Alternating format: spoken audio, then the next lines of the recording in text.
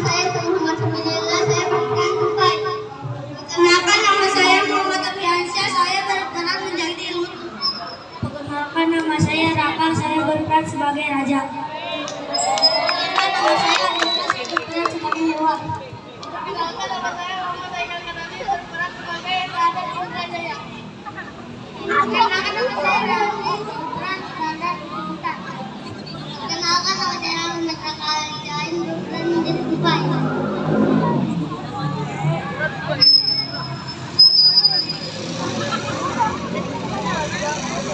Oke, sudah nggak sabar ya menyaksikan penampilan drama dari kelas 4B. Kelas 4B sudah siap? Siap. Oleh. Kalau kayak gitu, Sepertinya sudah disiapkan semuanya. Ya. yuk, mari kita saksikan penampilan Dari kelas 4B Logo Kasaro.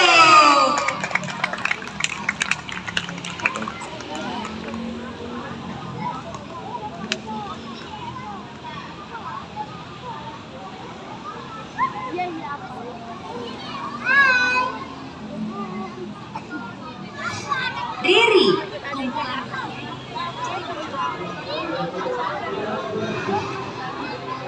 Lutu Asal. Alkisah di Jawa Barat, tinggallah raja yang bijaksana dan arif bernama Prabu Tapa Agung. Raja yang sudah tua menyerahkan tahtanya kepada putri bungsunya yang bernama Purbasari. Hal ini membuat putri sulungnya Purbararang merasa iri dan dengki terhadap Purbasari. Sejatinya, tradisi penyerahan tahta diserahkan kepada putri sulung. Namun raja lebih memilih Purbasari karena memiliki pribadi yang baik dan bijaksana.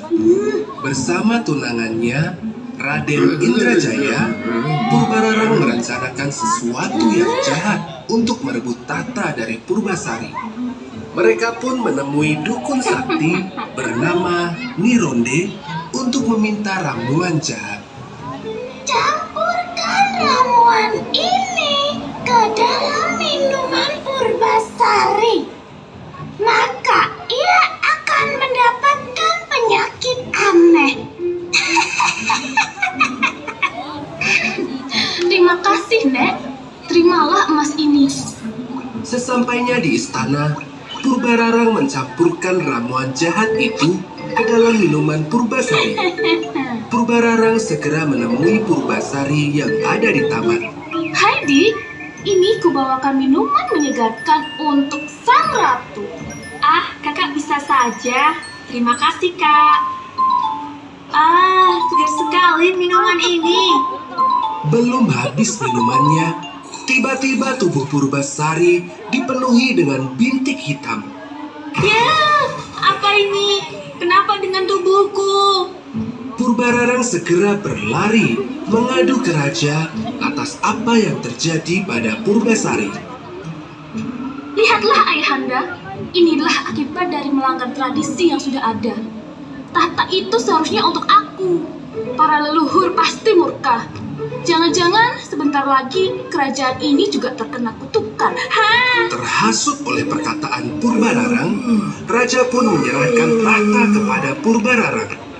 Sementara itu, diantar oleh Patih Uak Batara, Purbasari diasingkan ke hutan demi menghindari kutukan.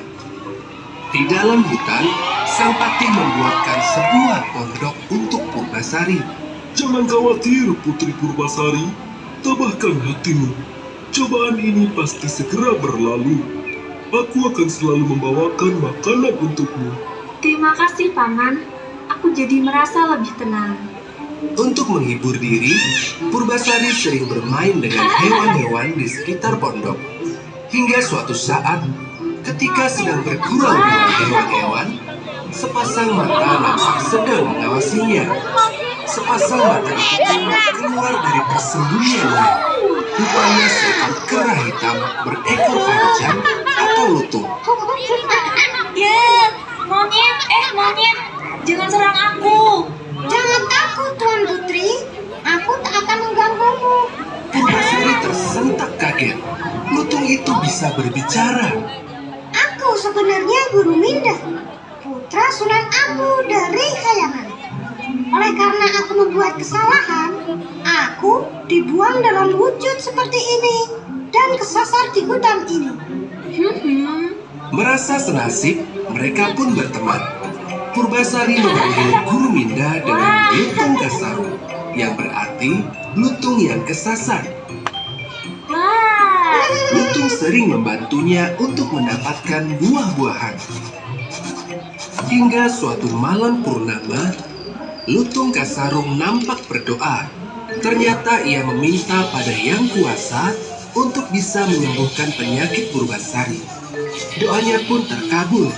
Tanah di sekitar lutung tiba-tiba dipenuhi dengan air jernih, sejuk, dan harum, dan menjadi sebuah telaga.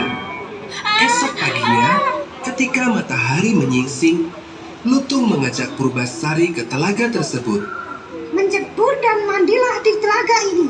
Niscaya penyakit Tuan Putri akan sembuh. Purbasari pun menuruti perkataan lutung. Ia segera menceburkan diri ke telaga itu. Perlahan-lahan, bintik-bintik hitam yang memenuhi badan Purbasari mulai menghilang. Wah, tubuhku telah kembali bersih. Terima kasih sekali, Lutung. Kamu sungguh baik. Sama-sama Tuan Putri. Suatu hari, Patih Uwak Batara hendak mengantar makanan ke Purbasari. Sesampainya di pondok Purbasari, Patih dikejutkan oleh penampakan Purbasari. Putri, Anda sudah sembuh. Penyakit itu telah hilang. Iya, Paman. Ini semua berkat si Lutung. Syukurlah. Berarti Tuan Putri bisa kembali lagi ke istana. Maaf, Paman. Sepertinya aku harus menolak ajakan Paman. Apa maksud Tuan Putri? Aku sudah betah untuk hidup di sini. Aku merasa nyaman tinggal bersama teman-teman di hutan. Tapi, Tuan Putri, Raja tentu akan sangat merindukanmu. Mohon pertimbangkan lagi. Baiklah. Tapi dengan satu syarat. Lutung Kasarung ikut bersamaku kembali ke istana. Tentu saja Tuan Putri. Maka, Purbasari pun kembali ke istana. Betapa terkejutnya Purbararang melihat penampilan adiknya yang telah sembuh dari penyakit aneh itu. Kau mungkin sudah sembuh, adikku. Tapi tidak semudah itu untuk masuk kembali ke istanaku. Aku mempunyai 2 syarat untuk menguji siapa yang lebih baik di antara kita. Yang pertama, kita uji rambut siapa yang lebih panjang. Purbasari nampak was-was. Rambut kakaknya itu selalu lebih panjang dari rambutnya. Kita lihat siapa yang lebih baik. Benar saja, rambut Purbararang jauh lebih panjang ketimbang Purbasari. Lutung yang menyadari kekalahan Purbasari segera berdoa. Seketika, rambut Purbasari nampak tumbuh memanjang, melebihi rambut Purbararang. Kau boleh saja memenangkan lomba ini. Tapi berikutnya aku yang akan menang. Yang menang akan menjadi ratu dan yang kalah harus pergi dari istana ini. Lomba kedua, adu ketampanan dan kegagahan pasangan. Purbararang yang telah memiliki tunangan, Raden Indrajaya, yang percaya diri akan memenangkan lomba itu. Tanpa disangka, Purbasari menunjuk Lutung Kasarung sebagai pasangannya. Purbararang dan Raden Indrajaya tertawa terbahak-bahak melihat pasangan Purbasari yang seekor lutung. Pasangannya Lutung. Merasa diremehkan, Lutung Kasarung berdoa kembali untuk dikembalikan ke wujud semula. Ajaib, Lutung Kasarung berubah kembali ke wujud manusia. Ia terlihat jauh lebih tampan dan gagah dibandingkan dengan Raden Indrajaya. Semua orang terhenyak melihat ketampanannya itu. Oh tidak, ini artinya aku harus keluar dari istana ini. Tidak usah, Kak. Tinggallah di sini bersamaku. Terima kasih, adikku. Maafkan aku. Selama ini aku telah jahat padamu. Iya, Kak. Aku sudah memaafkanmu sedari dulu. Putri Purbasari pun dinobatkan kembali sebagai ratu kerajaan. Kali ini, sang kakak Purbararang bisa menerima penobatan adiknya. Akhir cerita, Putri Purbasari pun akhirnya menikah dengan Lutung Kasarung atau Guru Minda. Mereka juga mengajak teman-teman hewannya dari hutan.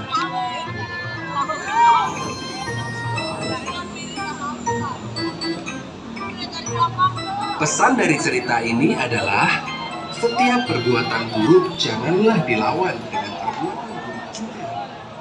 Mengungkapkan kesalahan orang lain merupakan hal yang terpuji dan berjiwa besar. Yuk dukung Riri. Tepuk tangan.